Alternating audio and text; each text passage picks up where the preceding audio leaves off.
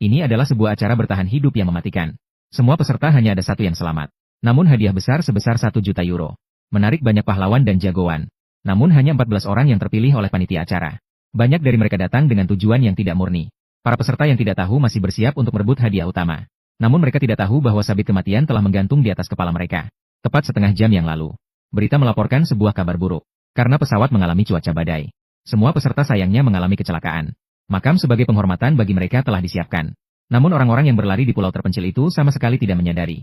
Mereka masih berjuang untuk menyelesaikan tantangan pertama. Ini adalah proyek kecil yang menguji daya tahan. Mirip dengan acara bertahan hidup lainnya. Tidak ada yang meragukan hal ini. Dua peserta yang pertama mencapai garis finish dapat menjadi kapten. Memilih anggota tim yang mereka inginkan. Dan dua orang terakhir yang tiba akan tereliminasi. Mereka hanya bisa menunggu pesawat untuk mengantar mereka keluar dari pulau terpencil. Pembawa acara melihat bahwa kedua tim sudah terbentuk. Tanpa basa-basi, ia mulai tantangan kedua. Isi dari uji coba kali ini juga sangat sederhana. Ini adalah perlombaan estafet biasa. Selama bisa terlebih dahulu mengambil api dari kotak, tim yang menang akan memiliki hak untuk menyalakan api. Karena si gemuk tidak sengaja jatuh dalam perlombaan. Perlombaan yang awalnya ketat menjadi tidak ada harapan. Meskipun si gemuk berhasil berdiri kembali berkat dorongan dari pembawa acara. Namun, harapan untuk menang sudah hampir tidak ada. Namun, mereka sama sekali tidak menyangka bahwa tim lain, si besar setelah mendapatkan api, ternyata mulai pamer di jalan kembali. Dia harus menunjukkan kemampuannya di jembatan kayu.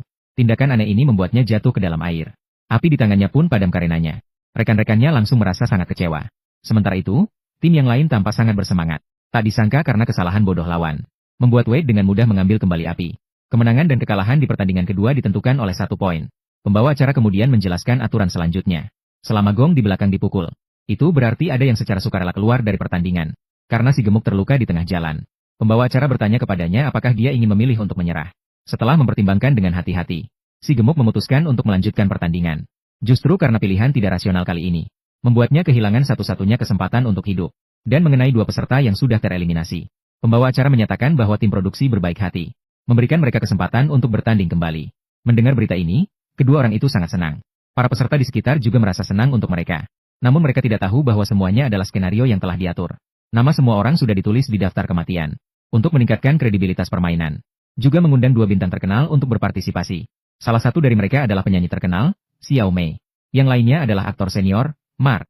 Setelah kedua orang itu menemukan tim mereka masing-masing, permainan kematian yang sebenarnya pun dimulai. Berdasarkan petunjuk yang diberikan oleh pembawa acara, tim merah tiba di pembangkit listrik di sebelah air terjun.